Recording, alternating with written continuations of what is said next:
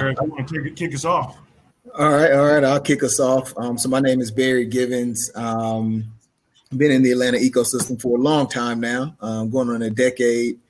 Started my journey here as a founder, building a startup called Masur, which I exited back in 2017. And I've spent the last several years trying to figure out how the next generation of Black founders can start from kind of where my journey ended and not where my journey started. And so that led me to my two partners, Justin Dawkins and Jewel Burke Solomon. And we now run a $50 million fund focused specifically on African-American founders that are working on innovative products. And we run it right here in Atlanta. I'm one of the managing partners. I'm also the managing director for the Techstars social impact program that is supported and funded by Cox. And between those two programs, I literally live in the middle of this space. Obviously, my fund, Collab Capital, is focused on African-American founders. And with the social impact program, I'm working with companies that are looking to make a real impact and a real change. And so I'm working with companies that actually, care about the double, triple bottom line. And I work on giving them the resources and the tutelage that they need to go be successful. So like Barry, we're in the business of changing this problem, Rodney. I think we lose GDP every single year because the innovation, the brilliance, the ingenuity, the ideas that exist on the south side of towns all over the world never reach the marketplace. I'm a firm believer that God equally distributes brilliance, talent, and genius. And in Atlanta, you got Bankhead and Buckhead, but I think the only difference between Bankhead and Buckhead is access, opportunity, and exposure. That's it. You can't tell me that the next Elon Musk has to come from the north side of town. When you start talking about access, information, the only thing, Barry has seen it all over the place. It's not like these people are that much smarter just because their color is different. And we've got to destroy that in every way. So what we're doing at the Russell Center, we're building out 54,000 square feet. It'll be the largest center in America dedicated to growing, scaling, mentoring, connecting Black businesses, giving them the kind of access and information, exposure, networks, relationships that they need to grow and scale. But more than anything else, the undergirding of self-esteem, self-confidence, and belief to make sure that they know they can fly.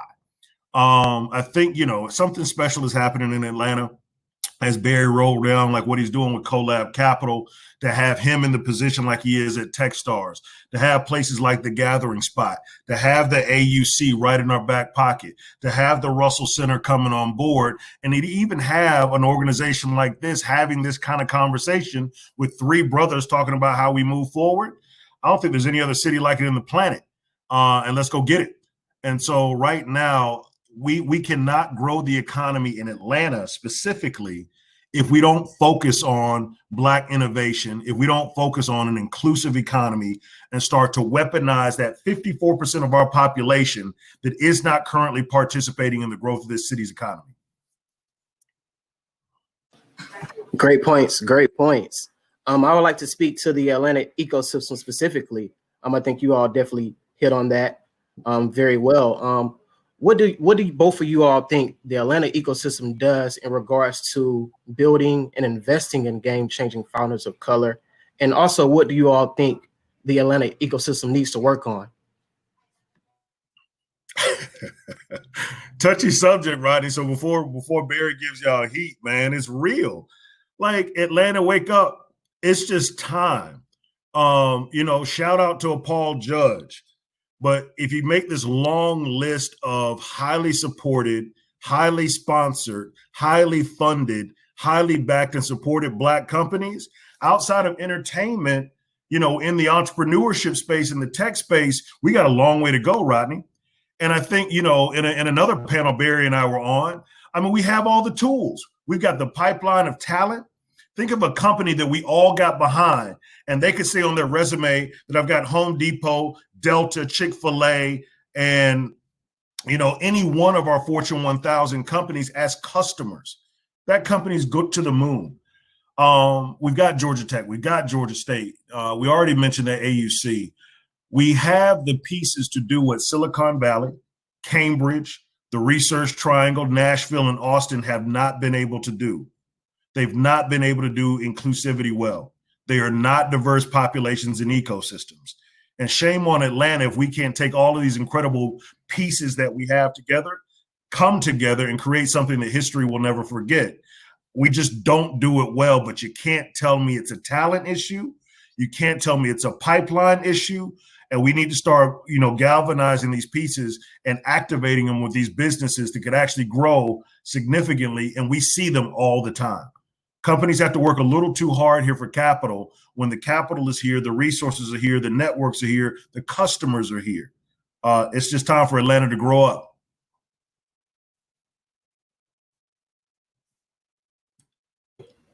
Jay hit on most of it. I think the one thing that we do have going for us is longevity from a Black tech perspective and a Black entrepreneurship perspective, all the way back to, where Jay is right now, right? That was built on the back of one of the, greatest Black entrepreneurs to come out of, this city, at the Russell Center.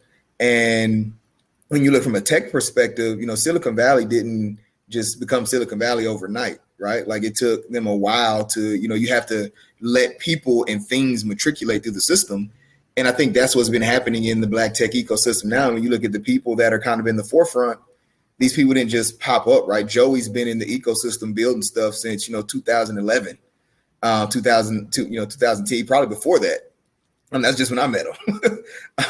You've had, myself, Jewel, Justin, Ryan at the Gathering Spot, Candace from Mayavana, like we all started our companies back in like 2012, 2013.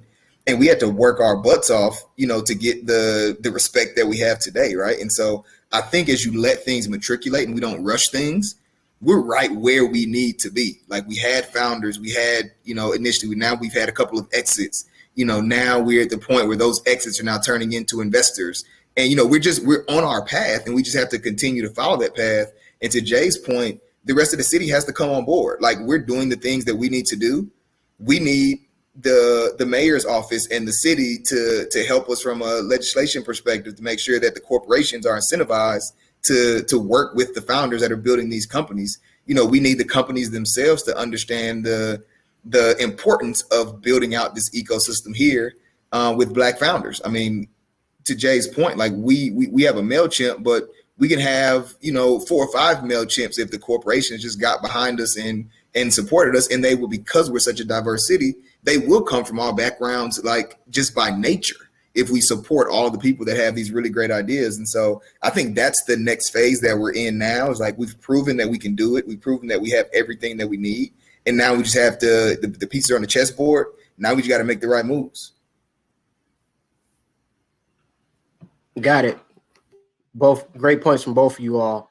I do believe that a lot of founders are tuned into this panel, and they want to know, what do people like you all look for when you want to work with a founder or you want to potentially invest in a founder? What are those attributes that you all look for?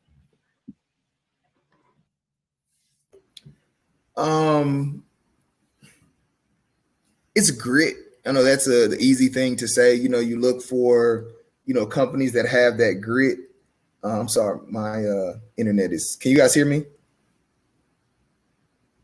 All right, all right.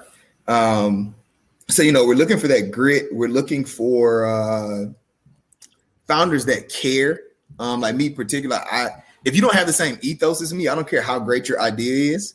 With us investing in Black founders, we're doing that to build wealth in our community. And so we're not going to invest in founders that we don't think is going to give back and, pass it down to the next generation. And you can tell by how a person acts, how they talk, whether or not they have that within them. And so that's one of the things I look for personally. And then from a business perspective, you got to know your stuff. Like I need to walk into a room and I should not be more knowledgeable unless I've built a company in your space. I should not be able to out-talk you in that space. If this is our first time meeting and it's my first time hearing about your industry, I shouldn't be bringing up things to you, right? Like you should be able to answer. I'm saying all my questions, but I shouldn't be able to outthink you in that space. You should come, like by the time you get to an investor, you should be coaching that investor on why they should invest in you and what that market has to offer. And so many founders don't come with that preparedness, but those are some of the things that I look for in founders. And I agree. I mean, I think I categorize it as hunger and belief, self-esteem, self-confidence, belief. You got to have this understanding of you belong. Like, it's on my office wall, WTFN. I can't say what the F stands for, but it's why the not. Companies looking to be. MailChimp exists, Google exists, hell, Home Depot exists because somebody thought and believed that was possible. And I think far too often we've got to lift the restrictor plate for our companies to believe that I belong in the very top tier of all companies, and nothing can stop me in that space. And back to Barry's point, I agree. I've got a T-shirt that says exit is not my strategy. And looking at that, yes, exits are cool, but we only think about exits. Oftentimes what we see is the only value add proposition for wealth in our community is how far we can exit it, how far we can leave it. As soon as I get a little money, I'm gone because I see value in other communities. And we've got to teach our community to see value in its own reflection again. And so if you're not a community-centered entrepreneur, business leader, like you said, that shows up really quickly. And we need this beautiful collaboration and congregation of founders, investors, guides, mentors that are looking to rebuild the infrastructure of the community and re-inject value into the community. And some of those are the key constructs of what, in my opinion, everything else is noise. If you're not talking about growth and scale, if you're not hungry, and if you're not looking at rebuilding the community, then we just really don't have much to talk about. Great points. So I'm going to open it up more broadly. As we all know, and especially us on the panel, that Black founders only receive about a 1 percentage point of VC funding. From you all's perspective, what do you think the challenges that exist there, and how can we begin to change that narrative? I think the first thing is, we have to get more fund managers, right? We got to get more Black people writing checks. Like, people write checks and things they understand and things that they believe in, and people they believe in. And as a community, we have to get more people in these positions to do that. And then secondarily, I think one of the things that we have to do is we have to fund our own, like from the early stages.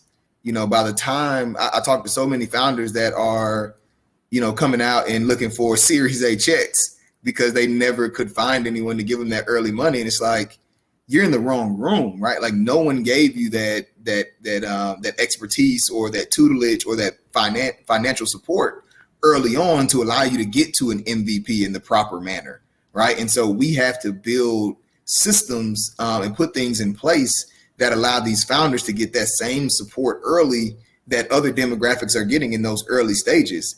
As we do that and these companies matriculate through the process, now when they land on some of those doors, they'll be more prepared because they've had, like, I'll never forget when just a personal story, when I got into TechCrunch Disrupt to launch my business on stage in front of, tens of thousands of people. And I remember they had a ticker up and it was showing all the money that people had raised. And it was like, at the time, we had only raised around $70,000. The day before, when we saw those numbers, the next person was at like $2.5 million, like maybe $2 million. And so we actually upped our numbers. Like, we don't want to go on stage looking like we only have $70,000. And so I don't even remember what we upped it to. It was like, we said that we had raised like 500 just to look better on that ticker. But yeah, it was like, we made it to that stage with $70,000 and everybody else was in the millions. And we have to give our founders these same chances and opportunities in these early stages, because we're having to, do twice as much, as the old saying goes, we got to do, twice as much to get half as far. And the only way to, I think, increase those numbers is we have to support these young Black, I don't say young in their career, not in age, these early stage Black founders. And then we have to put more fund managers in places to write real sizable checks. And I think Barry's right on point. And, a lot of what people call racist, there is institutional bias without question. But I also like to lean on radical indifference. You loan, you invest in what you understand, who you know. If everybody out there listening was very honest about their social circle and the people they have within their sphere, 90% of it looks like them. And that's, That's not necessarily racist. And that is certainly not me saying racism does not exist. But I think one of the things that we can also do with the value of all of these Fortune 1000s in this city, with the size of Atlanta, Rodney, the reality is a lot of our companies aren't VC-backed kind of companies. And we need to start looking at how we can lessen our dependency on VC capital and kind of eroding the ownership percentage. I don't know, both of you are VC kind of guys, but we got to look at customer-driven companies. Let's look at some revenue-driven companies. And we got the power here to actually focus on revenue. So I'm not so dependent on the raise. But if I got a customer standing next to my innovation, I'm going to take that every day over a VC dollar. And so, I think there are two ways to look at it. I think that we need to inform companies to what Barry was saying earlier. There is a preparation gap. What does VC funding even mean? And if I am a VC-backed company, how do I get to a point of preparation and readiness to go talk to VCs? And I think that gap exists.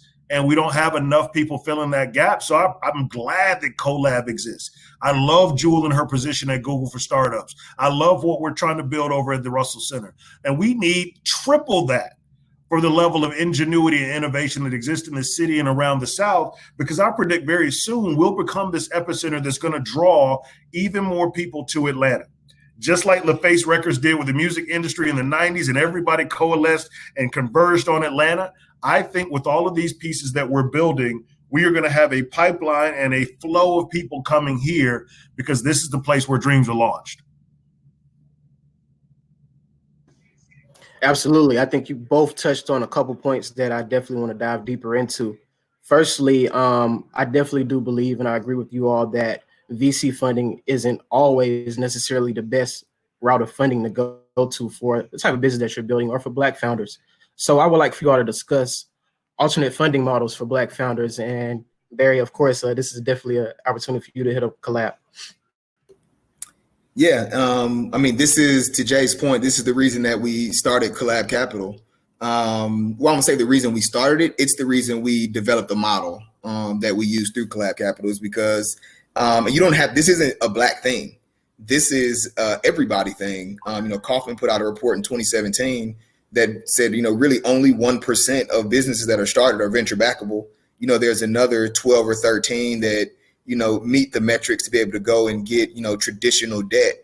And then the other 83% of businesses have nowhere to go. And they typically build off their own wealth, or they build off credit card debt, or they build off savings, and these are things that in the Black community we don't have, which means that 83% of businesses in the Black community that need to be developed really don't have a place to go. And so we developed a model that's focused, to Jay's point, on how do we get these founders, how do we reduce their dependency on continuing to going out? Because another problem we haven't talked about is if you get the early capital, who's going to write the next check? Because that's how venture works. It's always, how do you get to that next check and the next check and the next check until you can eventually, exit. But, who's writing the Black founders the $20 million checks at $100 million valuations? Like make a list, right? Like we can count it on hands. And so the fact that exists means we have to have models that focuses more on using what we have as a community in order to get these companies to profitability so that they can stand up by themselves. That is now the issue is there wasn't a model to do that. And so at Collab, we spent 2 years breaking down the traditional venture model and finding some of these gaps. And we developed a new model from the ground up that focuses on, sharing profit versus while keeping ownership, versus just dumping money into these companies and focusing on scale, which mostly ends in a lot of founders, even when they've had success, it ends them in leaving with nothing because they sell a company for $20 million and they raised, 30, and so it looks good on paper and in the TechCrunch article, but the reality is the founder goes home with absolutely nothing most of the times. And so we wanted to, if we're really serious about building wealth in the Black community, we have to focus on ownership. We have to focus on flexibility so that they have options as they're building their company. And we have to focus on allowing them to be comfortable where that company is comfortable, right? If you have a $20 million business and that's where that business runs most effectively, run that $20 million business. Don't try to make it a $100 million business just for your investors' sake. And so that's why we developed our model at Collab, because, and honestly, we invest in Black founders, But I truly believe that this is going to be the new realm of early stage investing for all founders, not just Black founders. And once again, like, not to toot our own horn, but this is another innovation, right? It's in the investment space. But you don't hear about many, Black partners or investment professionals coming up with new investment models, and so this is another innovation by a team of Black folks coming out of Atlanta that hopefully will be a new norm across the entire country and the globe, over the next 5 to 10 years. I mean, that was incredible. I mean, Barry said it. And, the only thing that I'd add to it is that we could harness the power of the community and weaponize it. And I'll take an old school model. It's the Southern Church. I'm talking about hundreds of millions of dollars passing through collections plate every Sunday. There is power in our community. It may not be where one person can cut the $10 million check, but we have 10,000 individuals that could cut the $100 check. And I think that the power of community could be harnessed. But right now, if my aunt wants to invest in Black businesses and she only has $40, there are not many vehicles for her to get engaged. She's not looking for a 10x return. She's not looking for, any type of scalability model. She may not even want to see the baby boy's business plan, but she literally just wants to help out. And I think that there are ways that we can create portals where the community can support the community.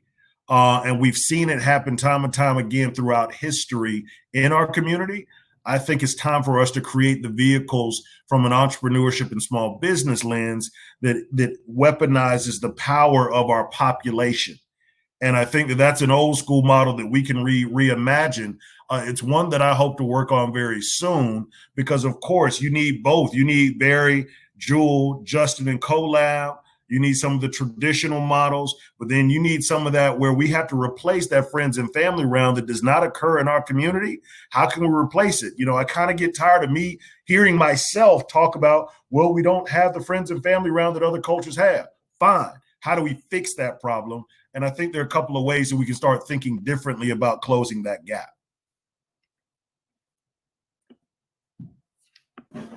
Absolutely. Absolutely. Throw out another little statistic, and another question is more towards VC. As we know, there's about 80% of VC firms that don't have a single Black investor, or definitely less percentage for a fund manager. And we spoke about this before. I definitely believe that in order to fund more founders of color, we definitely need more Black investors and fund managers. But that number doesn't seem to be shrinking. It is very, very slowly and steadily. What do you think the challenges are, and how can we fix some of that? This is one of those problems, like, in its totality. We're not the ones making decisions. These are private businesses, right? Like, we can't force people to do something that they haven't done forever. We can yell from the mountaintops, but this isn't an us problem. We have the professionals, we have the degrees, we have the excellence, we have the ingenuity and the capability to sit in these roles. If they're not hiring Black people, like, they're just not hiring Black people. And the only thing we can do is yell at them, right? Like, now what is happening is, as I talk about timing here in Atlanta, but just timing in the US in general, it's not just Collab Capital, right? Like, we're in Atlanta. There are 3 other Black funds raising right now in Atlanta, right? There are probably another, 40, 50 around this country. And that's the way we've always done it. We build our own. Like, we stop waiting for people to give us the opportunity. And we say, okay, well, if you guys aren't going to do it, then we're going to go over here and we're going to raise our own $5, $10, $50 million fund. And we're going to go invest in people. And we're going to show you, once again, we always have to show more that we can do it. And that's just what's happening right now. It took too long for it to happen. But I think the timing just wasn't right before. And I think now, with everything that happened in 2020, and the kind of the mirror that we were forced to look at as a country, it kind of opened up some of these wounds and forced people to kind of feel that pain outside of our community. And so now you're seeing Black fund managers be able to go out and raise a 10, 15, 25, $50 million fund. And so what's going to happen now is these first time fund managers, when they come up to raise their second fund, not only do they have first time fund managers, but the people that work at the funds are also Black. And so now you're going to have more people that have those 2 years of experience that every VC says you need, but won't give you a shot.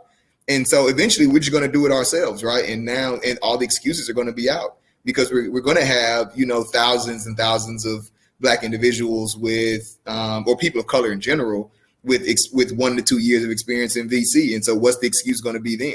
But once again, this is, something we've always had to do as a community. We've had to build our own tables. And right now those tables are built, and we pulling up chairs at this point. Like, the tables are there. So like, we're doing what we can do. I love it, man. And I think the only thing that I'd add is there's an education, a re-education that has to occur around risk and investment.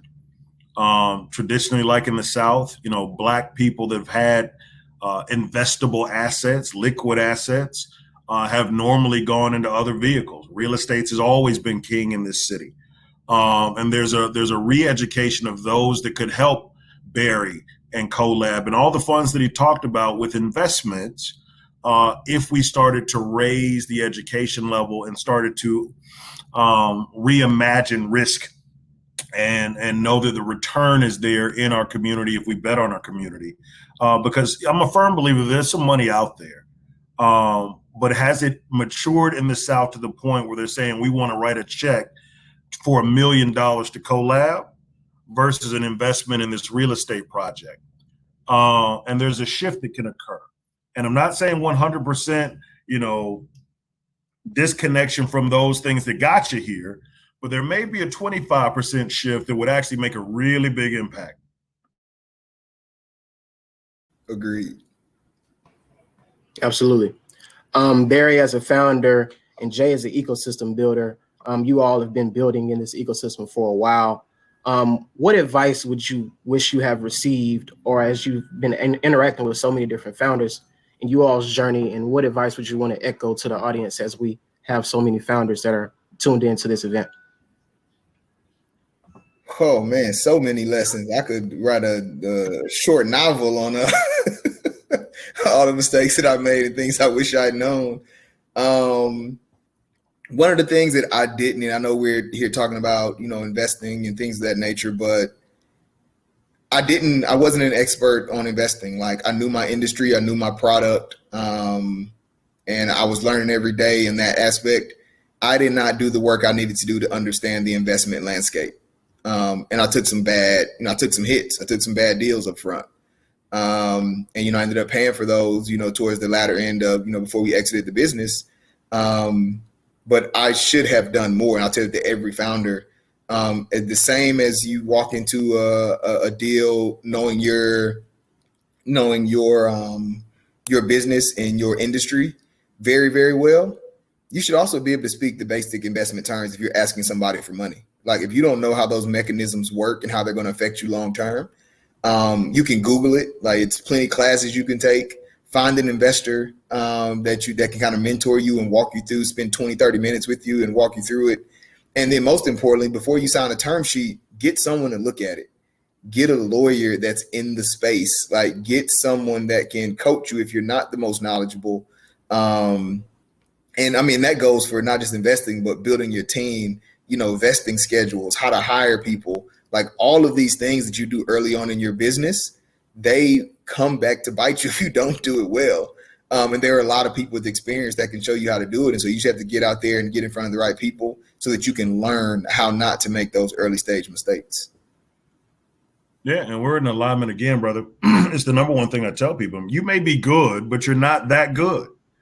And you've got to be smart enough to know that you're not that smart and go seek out help. I think that one of the things that erodes our businesses faster than anything else is the belief that I have to be on an island, that my name can be the only one in lights, that I can figure all of this out on my own, although I've never done it before. And even for those people that have done it before, there's still so much that you can learn from other people. And I think that we just have to destroy this notion that community doesn't have value in the building of businesses. Yes, go talk to a lawyer about that contract negotiation. Yes, as you talked about, Barry, go find a mentor that has raised money before to help you poke holes in your strategy. I don't care how big of a savant you are going to have blind spots. But if you can look at the lens of growth, trajectory, and wanting to be successful, there's a certain humility in being able to raise your hand, a certain vulnerability to be able to raise your hand and say, wait, Barry, you did this before Mansour. man, how did this work? Can you help me think through this? Rodney, you're in the VC space, so let's not act like me and Barry are the stars here. Rodney, you're a young superhero in this area. You know, coming to you, you may be younger than me, but you got more information about how dollars flow in the VC space. Let us lean on community again, because we have the talent, we've got the resource, we have the experience, we've got the knowledge, if we only believed in community. Absolutely, absolutely. And we touched on this a little earlier, but just want to ask this question more specifically. Do you all think there are specific challenges to raising capital in the Southeast? And if so, what are they, and how can we continue to fix that? I mean, I'll go and just really quickly, we're an agrarian society in the Southeast. Agriculture, construction, commercial real estate is king. And we're in other colder climates where they had to come up with new ways to create wealth. Silicon Valley, as Barry said earlier, was kind of birthed, and they created this thing. It's tough to come out of the historic, the very deeply rooted ways that people have made money in the Southeast and changed their way of thinking.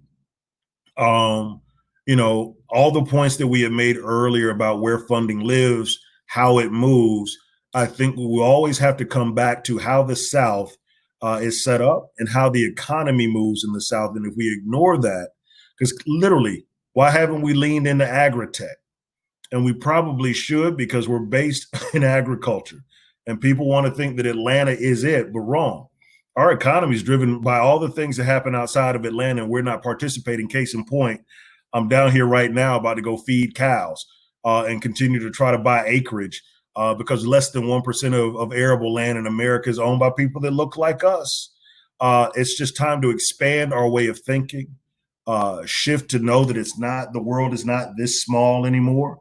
And but yo, brother, it's I think the Southeast will be one of the harder nuts to crack because of what the Southeast is built on economically. Yeah, I mean, the problem is we don't have enough money in this space, right? Like that's the biggest hurdle. And when you don't have enough money flowing, then that leads to, you know, the bad term sheets and the low valuations and, you know, not enough capital going into businesses. And that's just a fact. And I think if you've heard me speak before, you probably heard me say this 1,000 times. Like, we are not Silicon Valley, and we should not try to be or hope to be. Like, Silicon Valley at this point, they can dump. You know, they have multiple multi-billion-dollar funds, you know, on one street, right? Like, their strength is capital. Like, they can go dump $20 and $30 million, you know, and I won't say not worry about losing it. Nobody wants to lose that much money. But they can take those risks with their capital.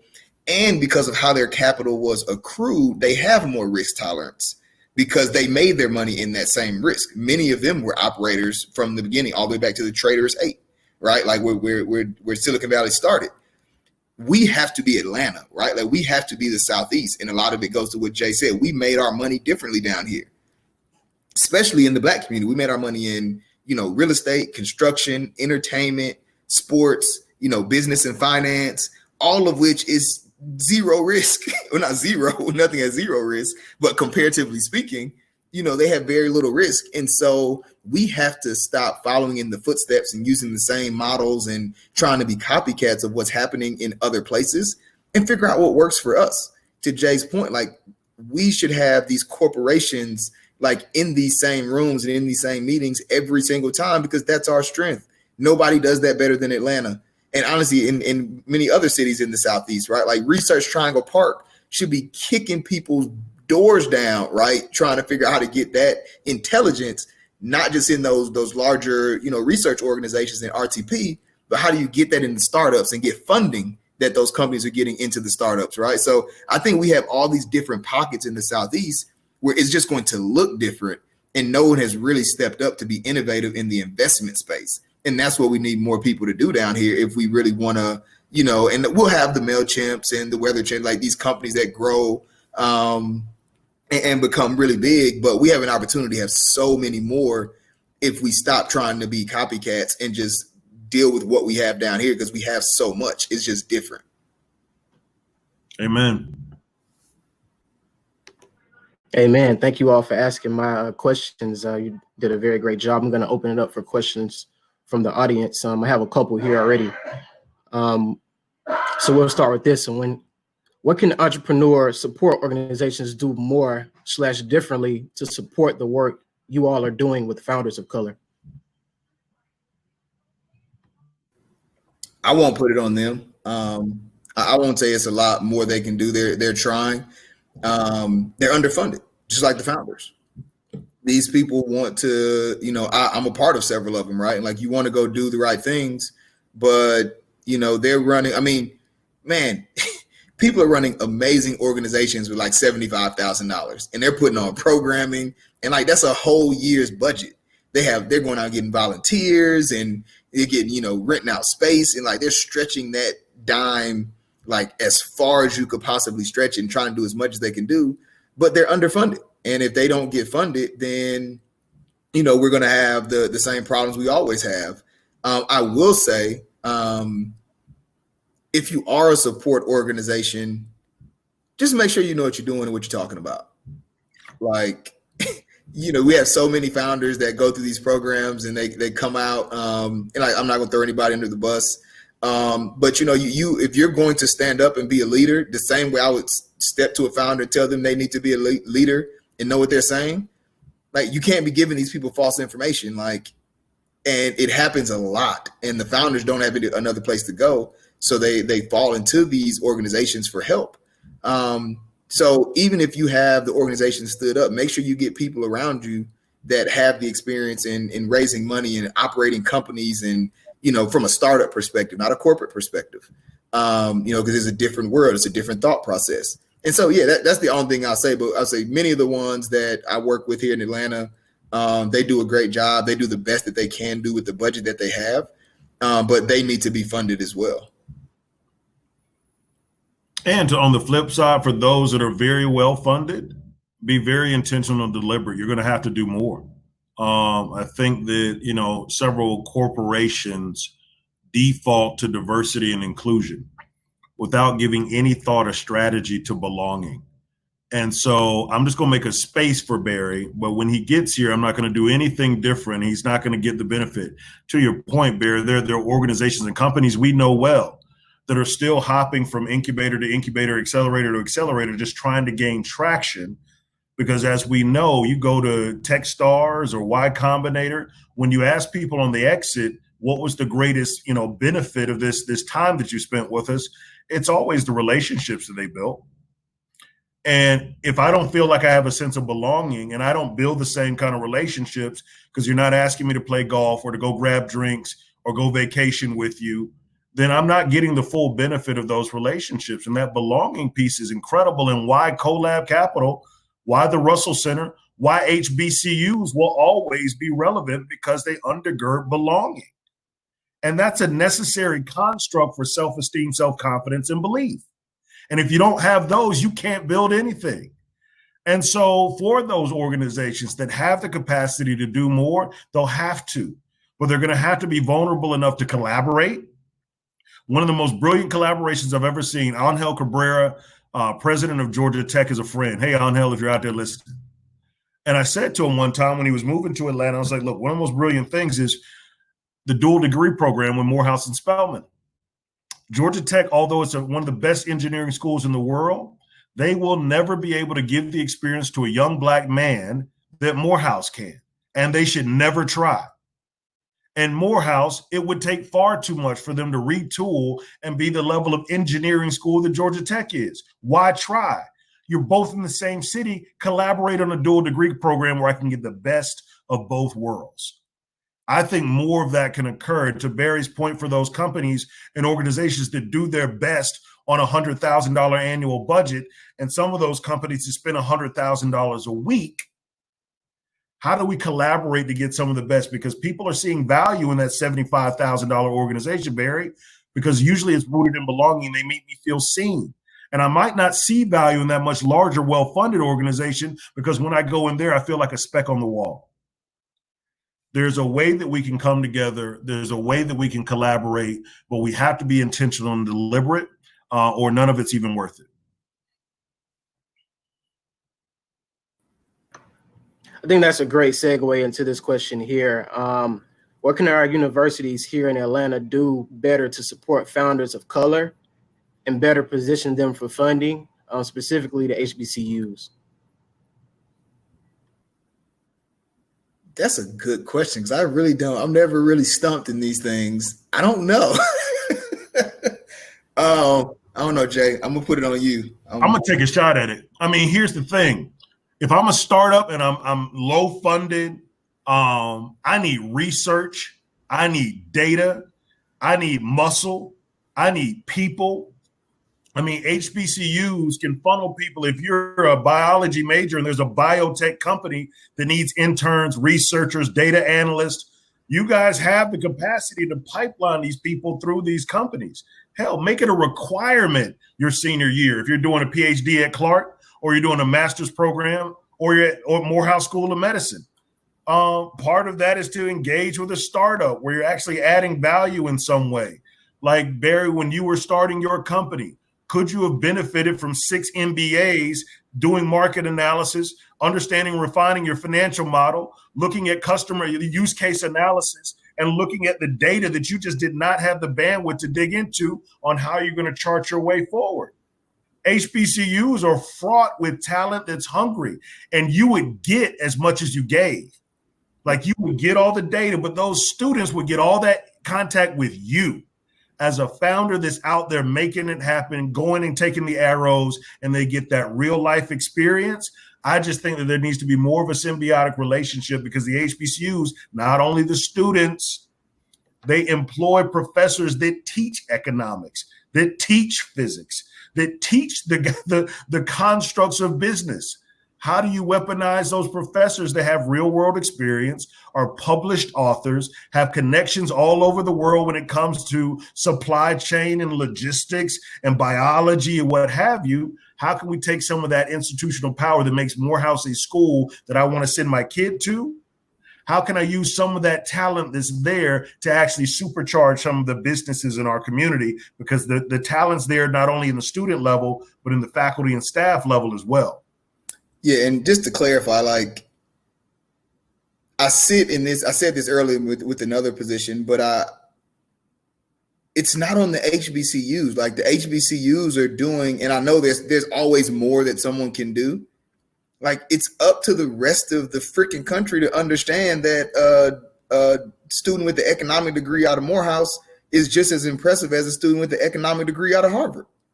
Like, that, until the rest of the world, like, we're doing everything that we can. Like, there's always more stuff to do. So, and that's why I said to preface that. But I see these students coming out with computer science degrees from Morehouse and struggling to find gigs, right? Like, we just have to do better outside of those institutions to lift them up, right? Like, we have to make sure that our HBCUs have the same Ivy League status that, that some of these other schools have. Like, I get tired of walking into meetings and telling people, oh, my wife went to Spelman. And they're like, oh, where's that school?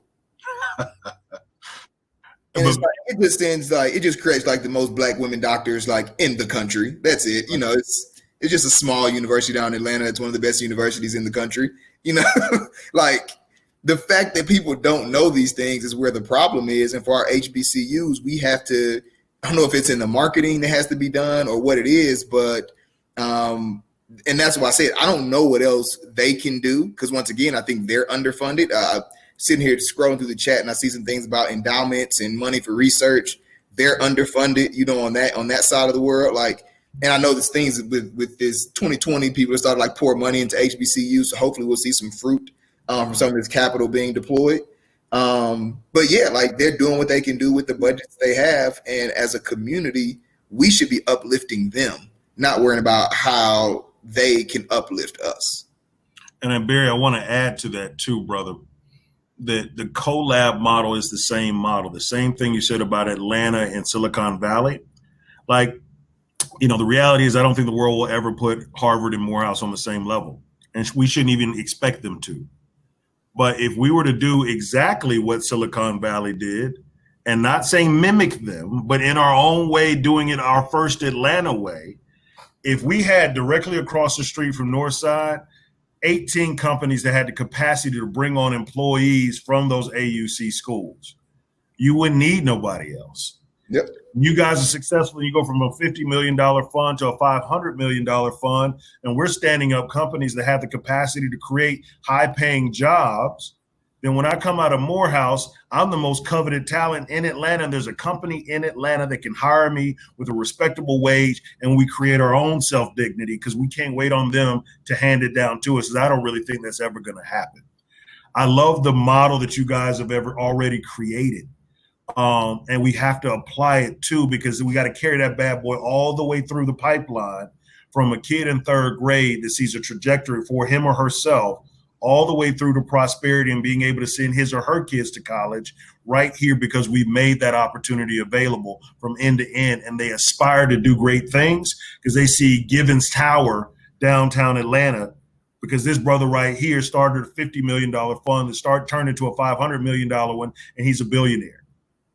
I mean, we need that where we take care of everything that we aspire to it within the community. I mean, we may never see it, Barry, but the seeds that you're planting may grow it at some point. You may not sit under that shade, but you're planting the seeds now. I appreciate you speaking that billion into existence, brother. I need Givens Tower. I need it. I was just about to say, Barry, I accept that for you. Another question. What type of industries are highly invested in here in Atlanta in the startup ecosystem? Follow the corporations, man.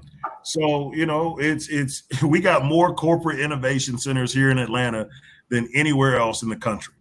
And if you follow the corporations, you'll follow where the money. So when you start talking about logistics, huge. When you start talking about computer science and data management, huge. And where you see where the corporations, this is why I say the corporations, we can lean in heavy. They're already doing it, spending millions of dollars on innovation within their industries right here in Atlanta. So if you look at the Deltas, the Home Depots, Accenture has a big innovation hub here, Georgia Pacific, all of them follow what they do, and you'll see where that money flows. Yep. And I mean, we have, fintech is obviously a really big industry here, health tech. And then you have, marketing tech, we've had several, the MailChimps, the Silver Pops, like we've had companies through the years that have been very successful there. One of the areas I think that we're not as successful that we should be more is B2C. We literally control the culture out of this city, and yet and still we haven't produced, a huge B2C company. Well, I won't say never, but because I know we've had some, but yeah, we should be producing those like clockwork. Like we have all of the influence here. We have all of we have enough money to get it off the ground. We have companies like Coca-Cola that has a bunch of people that have the experience to work in B2C industries. Like we have everything here. I think what's stopping is that typically those companies need a bunch more money to market and find, so I just think we need to do a better job there. But that's one of the verticals that I would love to see us do a better job in.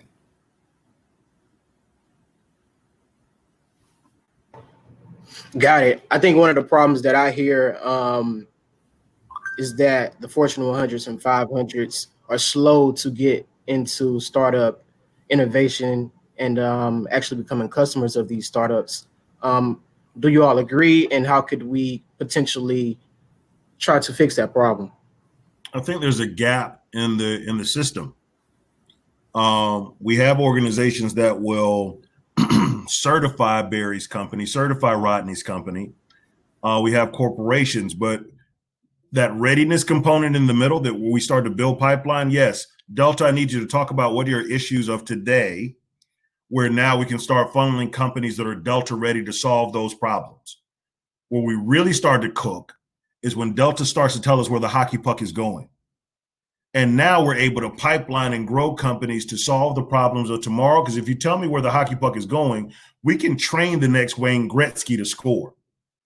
And, Fortune 100s, they don't have to take risk. They have the ability to, but they don't have to. There's nothing compelling them to. But I think that preparedness, that readiness component, what does it take for a company to be Delta ready, Home Depot ready, UPS ready? We really need to focus on that. And I think that's part of what we're designing right now at the Russell Center with these big corporations, and doing it quite unapologetically and courageously. That if we're going to do business UPS, you've got to lift the curtain back and let us know what it means to be UPS ready. If you really want to give these companies a fair shot at entering your supply chain, give us the keys to help us prepare those companies to enter your supply chain. And it's one of the things that we're going to triple down on, is really focusing on readiness. So when they come to the door, they're coming to the door ready.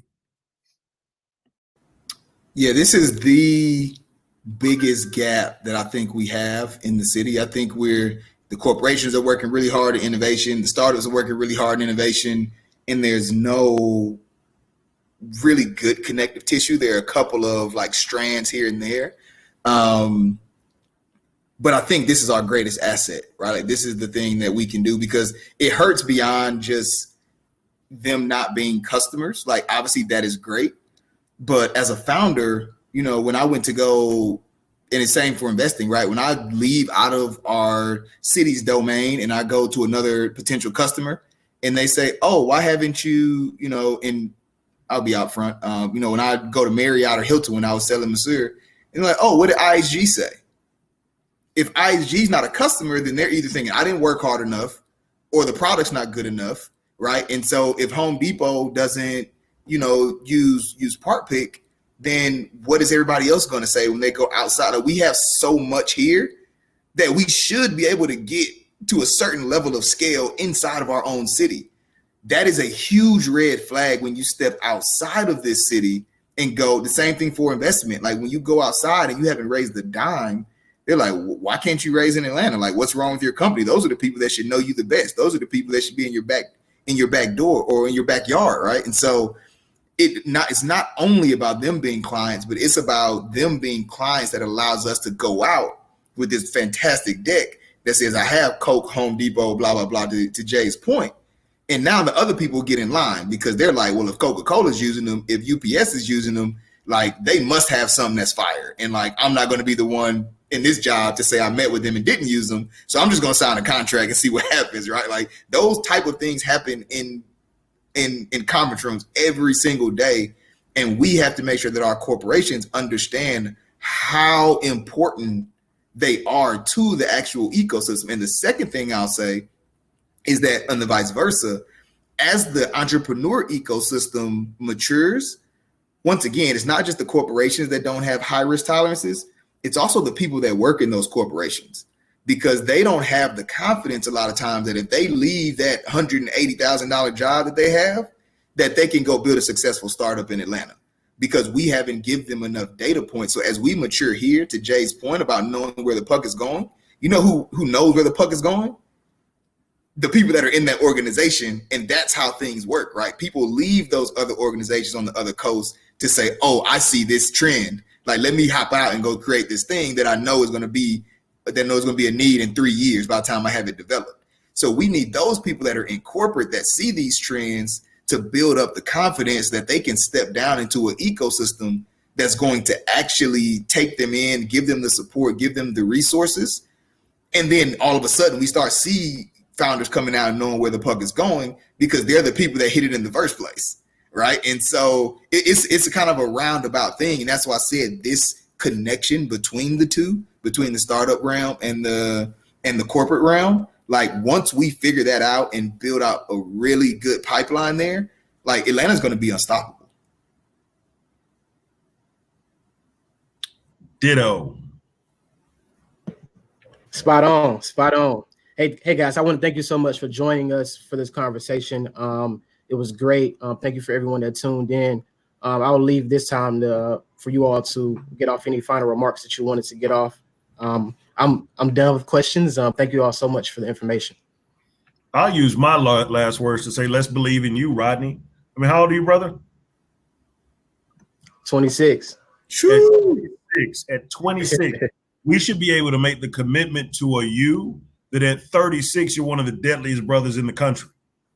I mean, at 26, your hunger, but that should be our goal, that we create the pathway and the support networks. Kudos to you, brother, for being at this level. You're leading a panel at Techstars for Startup Week at 26. Rodney, never slow down, brother. All gas, no brakes. We need you, brother. We need you to go way beyond us. But I use that to you to speak to the whole community in the ecosystem. There's time for support, for me to be proud of Barry, to be proud of you, to be proud of Jewel, to be proud of Ryan, to be proud of TK, and we start loving each other again and get rid of all of this false notion of ego, hierarchy, and whatever the hell could get between us building together. African proverb, you want to go fast, go alone. You want to go far, go together. Atlanta, wake up. We need each other more than we ever realized. And certainly in today's times, y'all better get it together. Retweet. Definitely. Also want to shout out, Valor, Rodney, for giving you the opportunity, right? Like this is, Absolutely. Fantastic, right? And we need more people hiring young brothers like yourself, young sisters to, this is how, to his point, when Morehouse, to put Morehouse on the map, we got to put Rodney on the map, right? And so let us know what you need, because I left it all on the field. I ain't had nothing to say anyway, so. Hey, man, good job, y'all. I love you, man. All right, y'all have a good one. Thanks for tuning in.